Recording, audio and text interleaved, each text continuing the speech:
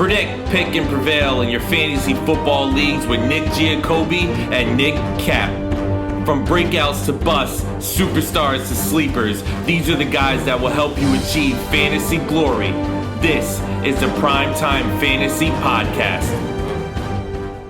Welcome, everybody, to Season 4, Episode 8 of the PrimeTime Fantasy Football Podcast, where we give you our predictions, our picks, with the hopes that we help you prevail throughout the 2024 fantasy football season. I'm your host, Nick Giacobbe. Joining me is Nick Cap. Nick, we had college football this weekend. I watched it. Florida State went down. That was so much fun to watch. We are recording on, gotta check my phone. It is Sunday, August 25th. This episode, if you're watching it on the day it drops, is Monday, August 26th. Our last mock draft 5.0 for Mock Draft Monday. People are drafting. When is your first or next draft? I've had my dynasty draft already. I don't count that per se in a way, but when is your first draft? Wednesday evening. Okay. That's my first draft of the year.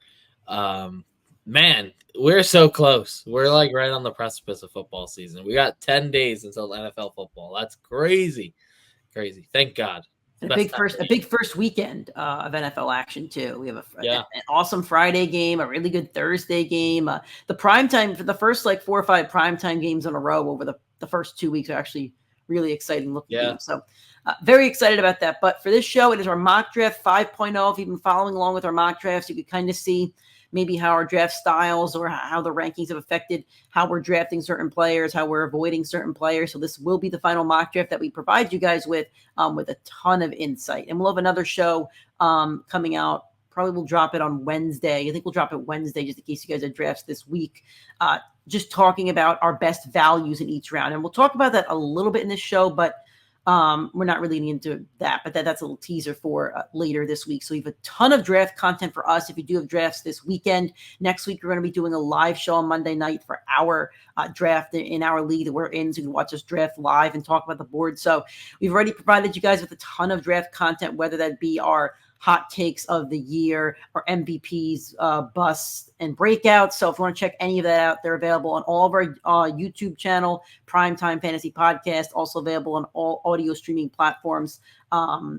Wherever you want to listen to your podcast, that's another way to listen to us during the season as we go on.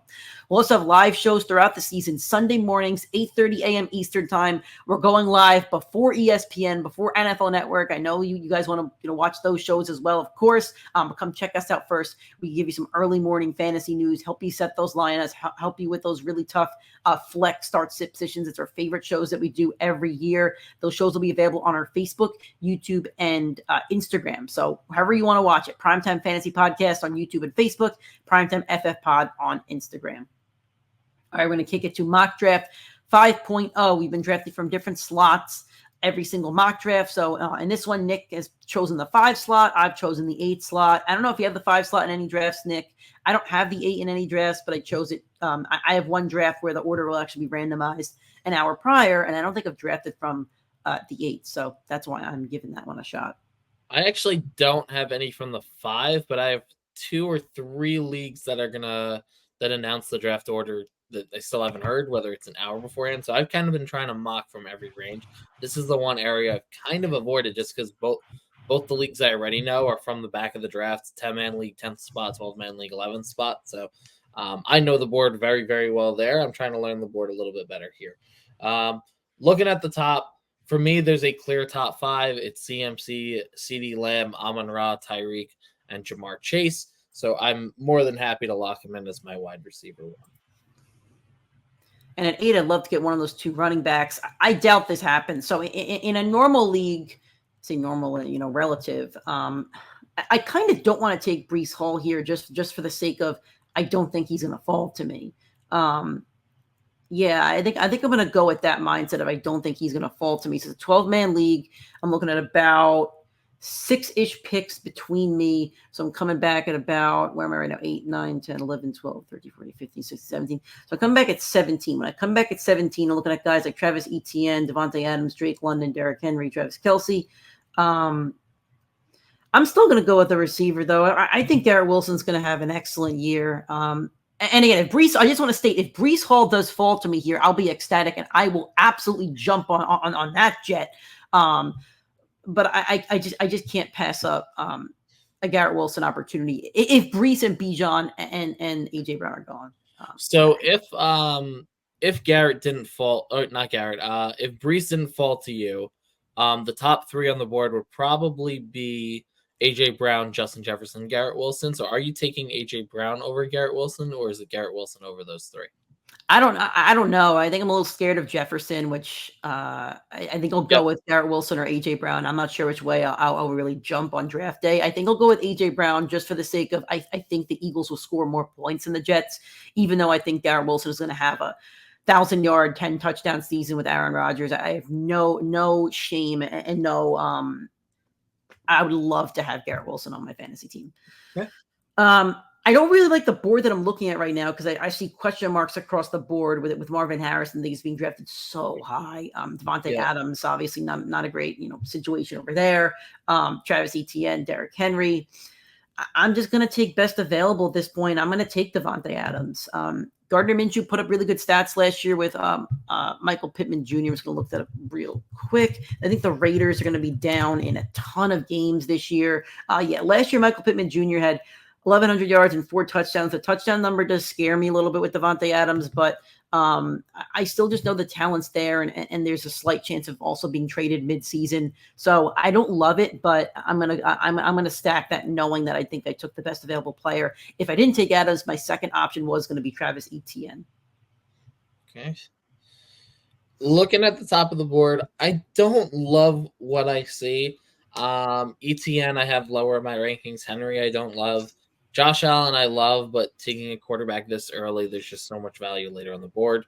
Olave, I have no idea why he should be in the second round at this point. So my eyes are really kind of a little further down. You're not liking anybody in the second round, so you may have no idea why Olave's there, but you don't like anybody on the board right now. Yeah, but I mean, there's guys further down that I prefer to Olave. Prefer value-wise or prefer because you think they're going to score more points than him? Deebo Samuel, Cooper Kupp, I would rather straight up take over Chris Olave. Mike Evans as well, but he's not as far down. I'm in between Devon Achane and Josh Jacobs. Jacobs I kind of see as having the potential for the RB1 season, being a bell cow back. He was so dominant for fantasy for multiple seasons. He was the RB4 last year up until his injury. And then Devon Achane was just the most explosive player we've seen in fantasy. In his rookie season where he missed multiple games, he had the explosiveness of over 40 rushing touchdowns, I think, than Reggie Bush in his entire NFL career. There was some crazy stat about that. And that kind of wins you weeks and wins you a fantasy league. Because it's the second round, and even though I do love him, I'd rather take the value of Mostert later if he's on the board. So I am going to go with Jacobs, who I think is a little bit safer floor. Not as high of a ceiling week to week, but I don't see any reason why Jacobs can't finish in the top 5. I got to be honest with you, looking at the board, I would love to be in like teams 1 to 4. I'm really liking Pacheco these days, so I would love to find a way to get Pacheco, but obviously did not come back around to me. Pacheco is one of the guys I was hoping made it back, but like I said, Deebo I would have straight up taken over.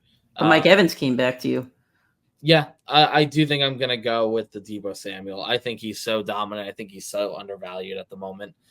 We do not know what's going on with Brandon Ayuk, and each day that he's not with the team or with the team not practicing, it makes me feel more confident in Deebo's performance. I really dislike the board right now. Don't want Nico Collins. Don't want Stephon Diggs. Don't want a quarterback this early. Definitely don't want Jalen Waddle. I'm going to take Cooper Kupp. I'm just going to stack all my receivers at this point and hope that my receivers do kind of carry me. Does scare me a little bit, but I know there's some running backs that I like that we're going to make it back to me. So now I definitely want to grab a bell cow running back, somebody that you kind of trust a bit. So looking at guys like James Cook, Joe Mixon, Alvin Kamara, Kenneth Walker, Aaron Jones, all guys that I actually do really like. The one I actually like the most out of them all actually is Kenneth Walker.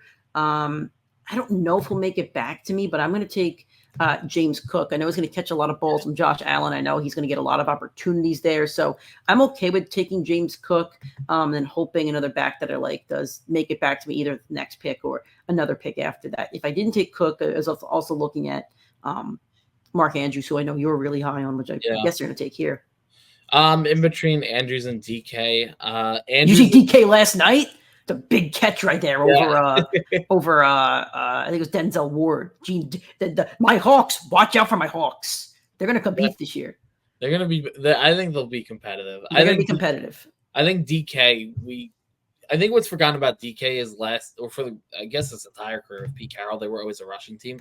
Last year, the Seattle Seahawks ran the lowest amount of plays per game. That is absolutely going to change with this new coach and offensive coordinator. So if they ramp up the amount of snaps that they get, they're going to ramp up the amount of production DK gets. That's pretty no-brainer. You get 8 more plays a week from the Seattle Seahawks over the course of a season. That's like 100 pass attempts. So that is definitely no number to shy away from. And if DK gets 30% of the snap share, that's 30 targets. That's probably 20 to 25 catches. That's the difference in him being the wide receiver 24 and the wide receiver 10 on the year. So I'm definitely high on DK. Andrews being my tight end 1 on the year and still being available makes it tempting, but I think we're looking at 2 flex. I think the wide receiver talent kind of diminishes when you go down the board. There's still some good tight ends down there.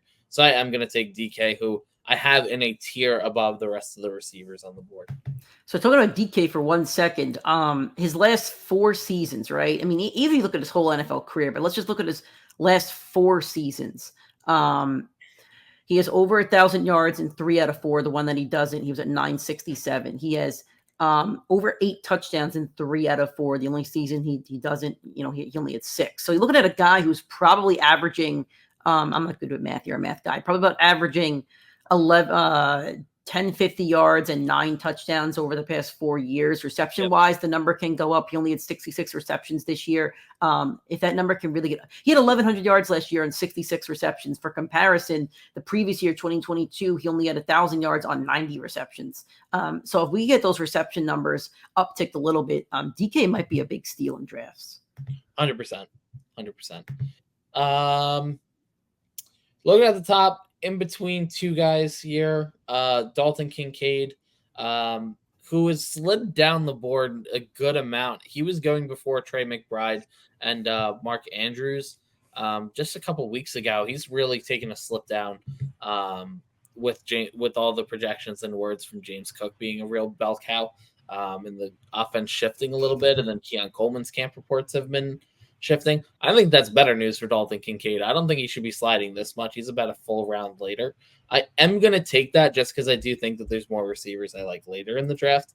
I wouldn't have been opposed to Kyle Pitts there either for the explosiveness, but I think Kincaid's the safer floor play, and I think my team has so much upside as is. I want to draft T. Higgins everywhere at this value. That's the other one I was thinking. This kills me, right? Because I really want to take Kyle Pitts here. I really want to take T. Higgins here. I know I'm not going to get both. God, it really does. It really does it grinds my gears a little bit. I know it's a 2 flex league. I am going to take T. Higgins because this might be my favorite value in the draft right now. This is a guy that was going around 2 to 3 consistently before this season. And now he's going at pick 60. I'm not thrilled that I already have 4 receivers. My flexes. I love it. You're a running back. Yeah. You avoid that running back position. So keep it going. Yep. All right. So I mean, now I have to attack one of the other positions, whether it be quarterback, running back. There are some running backs that I like a little bit down the board here. I'm going to take Zamir White, who I in our last show I talked about being one of my big sleepers of the year. That he's a big sleeper running back. I kind of went hero/zero running back strategy. I think more zero, honestly. So I have to kind of load up on some backs right here, and I'm cool with taking Zamir White. I am going to lock in Rashee Rice. I've said every single episode why I think he's so undervalued, and I see every report now saying he's undervalued. So I kind of want to get to my draft day before the world starts to really get the news on him. Yeah, that's what normally happens with these shows. But I'm going to leave it that way. And for my RB2, I mentioned him earlier, absolute bell cow, some guy that I think has a safe floor, not won me, but got me some money, earned me some money last year, Raheem Mostert. Lock him in RB2. I think that's a no-brainer at this late in the draft. I'm going to keep it short and sweet. So this will be a talking point of next show. Kyler Murray, way too late. Yep. But becoming my favorite quarterback pick very, very quickly. And coming back to me, I'm hoping a running back comes back to me. Look like, a lot of receivers kind of went here. So I do have some tight ends that I like on the board. I like Jake Ferguson, obviously. I am going to take a peek at the running backs here because there are some running backs that there are a good chunk of running backs that I do like still, though, even as late in this draft. So I think I'm going to take Zach Moss, and I'm actually going to attempt to get Chase Brown as well at some point, just to package them. I think if I have both of them, like one of those Cincy backs will be favorable enough to have on my bench to play on a weekly basis. At this point in my roster, I'm sacrificing tight end, knowing that I have 4 really good wide receivers that I think will kind of carry me, and I'll have to stream my tight end on a week-to-week basis or hope that whoever I do draft later on the drafts does kind of break out for me. Looking at the kind of playing the board, I see 2 teams don't have quarterback outside of me. The rest of the league does. So that's Jordan Love, Brock Purdy, not going to make it back. The guy I like is Keon Coleman. I know I have 4 receivers and I have Dalton Kincaid, but if you want to win a league, I mean, Keon Coleman, wide receiver 1 for Josh Allen, there kind of is not a better rookie situation than that. And he has the opportunity within a couple weeks to be the clear-cut wide receiver 1 there. And if he gets that role, he is the league winner. He is the rookie wide receiver boom. He is the guy that you want. Looking at quarterback, Caleb, Tua, Goff. I don't know if Nick will let Jaden Daniels get back to me, but hopefully he does. Hopefully he blesses my team a little bit there. So I'm going to hold off for 1 round. I'm going to go with Brian Robinson. I just need that's who I wanted. So there you go. That you took the guy that I wanted. So I really should go and spite you and take Jalen Daniels and then text you on the side and say, hey, let's trade. That's a bad idea. But I think we could edit the board because that's what I would do in real time. If you wanted to edit the board, I would text you right now and I'd say, hey, I'm going to take Jalen Daniels. No. I'm good. If this happens on draft day, I'm telling you, Nick, this is going to happen. That's exactly what's going to happen. We'll see. All right. I missed out on some tight ends there. I missed out on the running back that I wanted. The running back situation is not looking wonderful for me, but I am going to go ahead and take TJ Hawkinson. I'll stream I think he's on the pup list for 4 weeks. So I'm going to go ahead and let him sit on my bench for 4 weeks and hope that he comes back with that talent. I'm looking to win a league. And I hope that he could kind of help me do that. So again, just punting the whole tight end situation. I'm going to double up here on Chase Brown, just so I know I have the Cincy back. I have the Bills starting running back, I have the Raiders starting running back, and I should have a starting running back for a very high-powered Bengals offense. I know I still have T. Higgins as well, kind of doubling up, but that's okay. Not going to give too much breakdown because I already said I'm going Jaden Daniels if he makes it back to me. Luckily he did. Played the game, won the game. Not always going to happen. And if you want to hear our Jalen Daniels takes in our breakout episode from a couple days ago, we spoke about him a lot. Even if you just want to listen to that take, in the description of the YouTube or the audio podcast, you just click the little timestamp, go to quarterback breakouts, and we both did select Jalen Daniels. So yeah.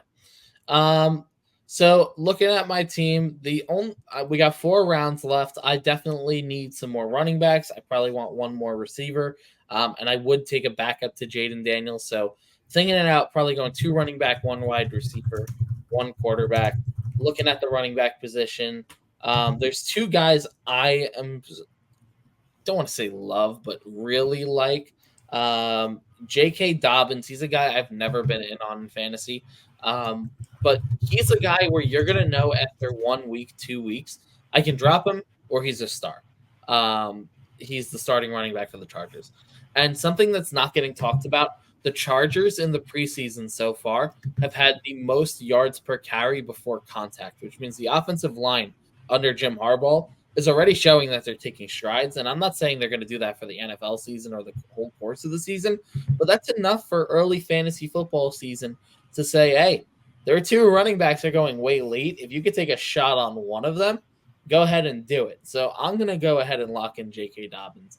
And like I said, I'm not saying he's going to go win you a league, but after 1 week, if I say, oh, this running back that we've never heard of had 100 yards and 15 carries, I absolutely need him on my roster.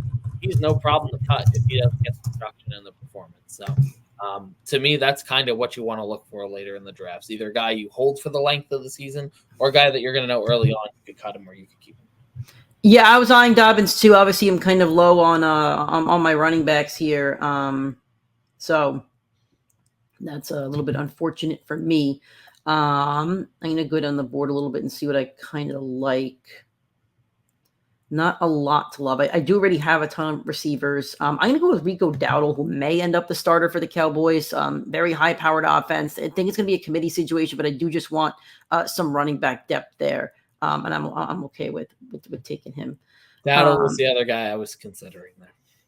So now I probably could look at a backup quarterback here. Kirk Cousins and Matthew Stafford are both there. All the rookies that I really, really like are kind of off the board at this point. Xavier Legette, I'm not crazy about. So I'm looking at here either backup quarterback or Mike Williams. Now, if I didn't take Garrett Wilson, I might go Mike Williams here, but I did take Garrett Wilson. So let's see, the buys are 12 for Kirk Cousins, 6 for Matthew Stafford, and Kyler's buy.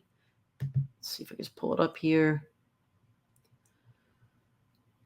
It is just not showing when I put his. I can pull it in sleeper for you. I like Kirk a bit more, so I'm going to take Kirk. And on draft day, I would actually double check this, but you're good. I accidentally took Stafford. Yeah, cool with either one. Yeah. I was cool with either one. I would have taken Kirk. I changed it for you. You got okay, Kirk. There we go. And if I did make that mistake on draft day, I really wouldn't be crushed. I think Stafford's going to have a great year too, and also is probably being underdrafted. Yeah, and knowing Nick, I knew he was going to take Cousins, and I was like, I'm taking Cousins if he falls to me. If not, I'm taking Matthew Stafford. So either way, it was totally fine for me on my board. So like I mentioned, running back, wide receiver, going to be my last 2 picks here. We'll take a look at the top of the board. Running backs, you're really taking a shot on a rookie here. I'm going to take someone else as a handcuff and Braylon Allen, New York Jets rookie running back. I am going to go really far down the tight end board and somebody that I probably don't think is getting enough love. And again, this is just for my first few weeks while Hawkinson's out. I'm going to take Zach Ertz, who for right now is I like that. He actually is the tight end 1 for the Commanders. I think Ben Sinnott's going to be a better player, down the line, down the season. But rookie quarterbacks go to their tight ends all the time. Last year did not have a stellar season. Only 187 yards and 1 touchdown. So not a great season, but I'm okay with taking a guy who I think is a Mr. Reliable candidate. Yep. I like it. Oh, I didn't realize I was still up. I forgot I got that. I was like, is Nick gonna pick? Okay, so I mean, at this point, I'm throwing a dart at a skill position player. Pearsall's looking nice there. I'm gonna go with Troy Franklin though, who could end up being the wide receiver 1 for the Denver Broncos. That's a guy I'll probably peg later on in my drafts. 4 guys I'm eyeing as the last pick in my draft. Darnell Mooney, who I think could easily be the wide receiver 2 for Kirk Cousins, and we watched Kirk Cousins just put up so many stat sheet stuffers on his team, so some interest there. Roman Wilson, Steelers know the wide receiver position, but they still haven't announced the quarterback, so not falling on him, but definitely not, he has upside, but who knows what that situation is going to be. Jermaine Burton, Cincinnati wide receiver, who I think is again, another team that really knows the wide receiver position. T. Higgins has missed some time. Jamar Chase has missed some time over the last couple seasons. So he could slot in to be the wide receiver too, now that Tyler Boyd is out of there. And then Luke McCaffrey, who for them to trade Jahan Dotson means that he's rising on their boards a little bit. Because I have Jaden Daniels, I'll take the shot on the stack, and I'm going to reach a little bit further down. Have not taken him at all yet this year. But after Jahan Dotson goes to the Eagles, I think that he's got some more upside than we think. And that's your drafts. All right. Well, what do you think of your team in mock draft 5.0? If I walked out of any draft with this team, I would be confident as hell. I think I've got some of the most upside and value on the board at Jaden Daniels later. For running back, I got Jacobs, Mostert starting. Either of them go down. Brian Robinson plugged in right away to take that role. I have 4 receivers that I love. I have the upside of Coleman and McCaffrey later in the year. Dalton Kincaid, a guy that's sliding down boards, but I haven't really fallen on in my rankings that much. So I'm good. I love the team. I'm very, very happy. I would be shocked if I walked out with this team because I think Coleman goes a little bit earlier. Mostert goes earlier. Rashee Rice probably goes earlier in some of the leagues. So ecstatic. I just don't know if this is how the board will ever fall to me. I don't really like the 8 slot. I think there's other slots that I prefer. I think I crushed it on wide receivers. I don't know. I don't know if anybody could draft a better receiving lineup for your top 4.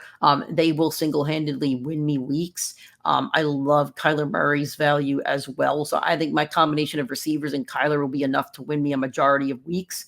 My running backs are shaky. I really need to see what my running back situation is. But if at least 2 of those guys really start to produce, and if I have two top 20 running backs, I think I'll be okay. Tight end will be a problem the entire season. I punted it. I'm okay with that. They just don't score enough points for me to really justify it with the guys I had on the board. The only one I really came close to picking was Kyle Pitts, but I did end up going with T. Higgins. So even if I went with Pitts there, I still probably would have wanted Zamir White to have a running back, and then I still probably would have wanted Kyler Murray. So the swap probably would have been Zach. I probably still would have wanted Zach Moss at that point. So my swap probably would have been Brian Thomas, who I'm very high on. I probably would have swapped TJ Hawkinson for Brian Thomas, and I would have been okay with that as well. Great. All right. So that was Mock Draft 5.0 from the Primetime Fantasy Football Podcast. We've done 5 of these. So if you want to go back and watch any of the previous mock drafts, you certainly can. We welcome you to do that on our YouTube channel or our audio streaming platforms. But this is our most updated mock draft, the most up-to-date advice rankings from Sleeper, who we do love mocking with. So let us know what you think in the comments. Let us know who you're targeting over the next 2 weeks with your drafts coming up. If you do have any draft questions, feel free to send them out to us on Twitter, Instagram, anywhere that you do get our content. Will be live next Monday around 8 o'clock, I believe, for the draft that me and Nick do. It's going to be a long draft. It'll probably be 2 or 3 hours of a live show. Just how it goes, probably 2 hours, I would say. Yeah. But if you have any questions, you're more than welcome to join the chat, watch us draft, and ask questions with your drafts also coming up. So again, make sure you're following us everywhere. Social media channels, Primetime FF Pod, YouTube, Primetime Fantasy Podcast, Facebook, Primetime Fantasy Podcast, Twitter and Instagram, Primetime FF Pod, available on all audio streaming platforms as well. Our live shows will be Sunday mornings, 8:30 a.m. Eastern Time, Facebook, YouTube, and Twitter. You'll hear from us later this week with our best value for each round to, again, give you the most draft content, most up-to-date draft content, and help you crush your fantasy football draft. So with that said, we'll talk to you guys very soon. Thank you so much for watching and supporting us.